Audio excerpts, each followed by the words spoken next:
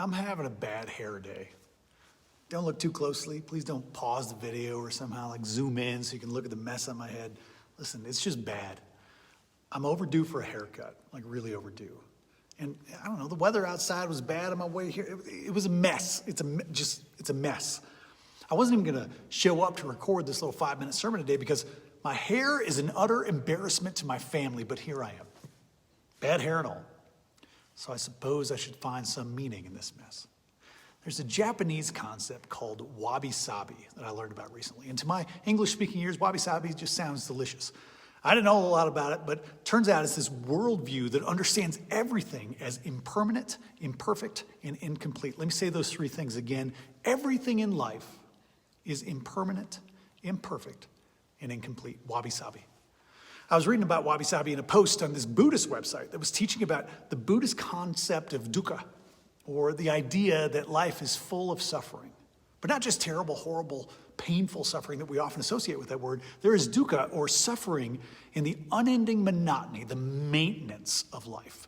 There is suffering in the fact that I have to style my hair every morning. There is suffering in the fact that I always need a haircut. I always need another haircut. There's suffering in me being attached to my hair not being a mess. There is suffering in these little everyday pains and challenges. These Eastern philosophical and spiritual ideas challenge me sometimes, I'll be honest. But they're really powerful to reflect on. Everything in life is impermanent, imperfect, and incomplete. Wabi-sabi. Because everything is impermanent, imperfect, and incomplete, we suffer.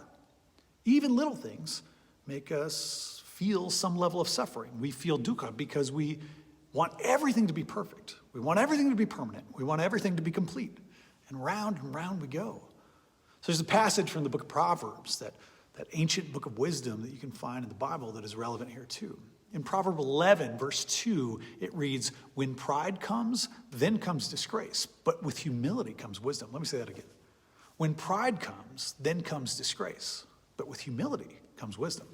The author of Proverbs, I think traditionally thought to be King Solomon, and wabi-sabi, and the Buddha, they all point to one thing that feels really important to me. When we are so prideful that we want things in our life to be perfect, we will always end up disappointed. We will always suffer. But when we are humble, when we accept the world as imperfect, impermanent, and incomplete, that is the way of wisdom. And that got deep quick. Let me try to make all this make sense. Every person you encounter this week will be suffering. They'll be struggling with their own imperfection. They'll be mournful or saddened by the impermanence of life. They'll be grumpy and frustrated by the incompleteness of the people and the world all around them. Every person you encounter this week will be suffering because they're human, because this is the way of things, because we all struggle with these things. And a wise person has deep compassion for the people they encounter because they understand this suffering. They know that each person they meet on the street is feeling pain. They realize that when a loved one snaps at them or disappoints them or angers them, it's probably rooted in their loved one's daily suffering. A wise person recognizes the suffering that others are experiencing. By the way, welcome to Between. Between is the most open church on earth. Our church exists in the space between you and every person you encounter this week. The space between us is sacred. We record inside other churches sometimes, but that's where Between exists. At Between, we welcome you. We welcome and affirm absolutely everyone, no matter your background, no matter your faith tradition, no matter what you've done or who you love or where you come from or what you believe or if you believe or what anyone else has told you about yourself. You are welcome here, and we're not trying to change you or anything. We affirm you. We love you. We are on a mission at Between to build a community of sacred connection. Learn all about us at between.church. Will you join me now in the spirit of prayer? Today I pray for wisdom and humility. I pray with a recognition of the suffering that each person endures.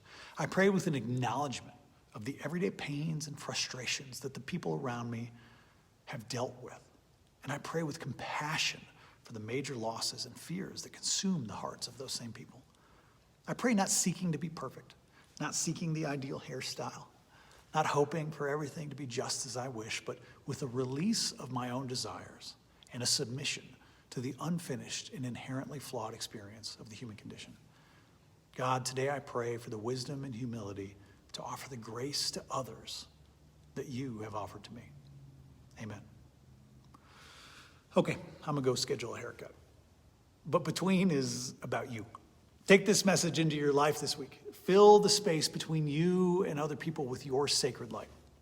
Listen, we'd love to share between with as many people as possible, of course.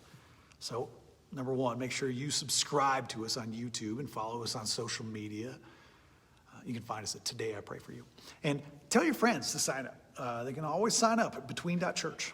Thanks for helping us share Between with folks all over the world. My favorite church is the space between people. Now go with God's love and create the church between.